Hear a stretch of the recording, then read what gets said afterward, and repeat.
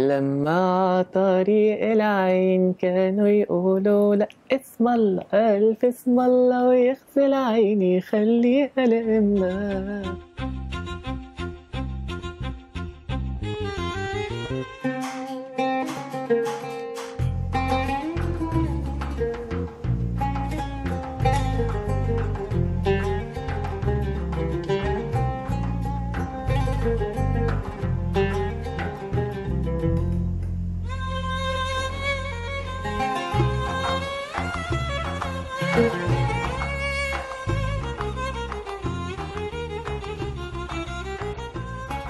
Every time I get back home, I feel so tired, but I forget everything about the tiredness of the day, just receiving these loads of love from my students, my little kids. They are really my kids. Waving the flag, writing my name. When I say, okay, you're free to do whatever you want, we have finished. So they just start, me and one of them. And this writing one is this painting, because I was wearing a t-shirt that had the same, and sadly, as I was explaining, they came up with these paintings. It's from Cami, it's from Bauti, Cami again, but another one with Syria here in Arabic, and I was really amazed by her talent, like writing this.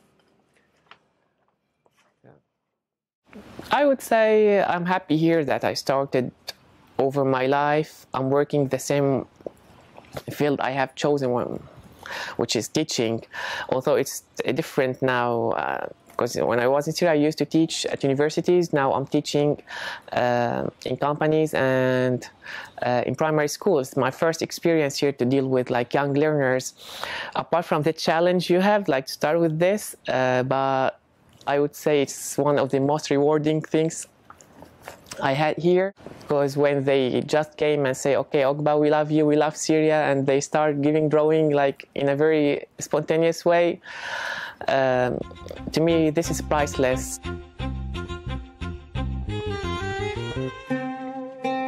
So I was one of those people who had to leave the country and leave everything behind and start over their lives.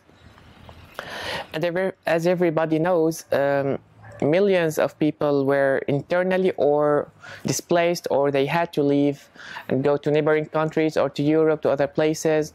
It was a real human crisis, and still we have a lot of people suffering there. As for me, I used to say, like, I always keep saying, okay, I had to leave Syria, I had to leave Syria, but why? If you check, for example, I'm from Latakia. Latakia is exactly like here. Very calm, and nightlife is amazing there, even during the war. So when people like see videos from Latakia, they would say, is it now or before? No, it's still now, because it was totally apart from everything, apart from the fact that the young people were forced to be taken and fight in a different parts in Syria, but still the city and Latakia in general, it's very safe, very calm. In the first 2 years we had like some bombings and rockets from like the opposition places, because Latakia is under the control of the government. The most important point is that this country receives a lot of people throughout the history. When I read, okay, Argentina was always the hosting country for thousands and millions of refugees and migrants who just had to leave their countries at the First World War, the Second. So let's say it's like the promised land for all hopeless people when they, yes. So people that were welcoming, apart from the joke, oh, Syrians, bomba, bomba, yeah, but it's just a joke. But they show empathy and sympathy, and yeah. And they all say, okay, never mind, you'll get adapted here and you're welcome to be with us, because we were, for example, my grandparents Italian, my grandparents came here from England so they all have that notion of welcoming people and hospitality, and it makes me really feel happy here. And even when I applied for the visa, when I remember when I had the the interview with the pastor there in Damascus, he told me, why do you want to go there? After explaining every legal thing about that, I told him, and one more thing, in my opinion, Argentina summarizes the whole world. You have people of different origins, different cultures, and even the country itself. If you go to the north, it's totally different from the south, totally different from the east and the west. So to me, it summarizes the whole world. It's like a mini planet here, different cultures, different people, but they all live in harmony. So this is what I like. So this is the ideal, let's say, image of a work to me. I miss my friends a lot. I miss every single moment with them there. Especially the country there is, although it's not that big, but it's very, very various as well. For example, within 30 minutes you'll be in the mountain playing with snow. That's from my home. It takes just 30 minutes to be there and 5 minutes to go to the sandy, beautiful beach to swim. I was born into a middle-class family. My father was a tax collector. Now he's retired, he's 64. And my mom is a nurse. She's retiring in July this year. I miss them a lot. I had two brothers. One passed away in 2014.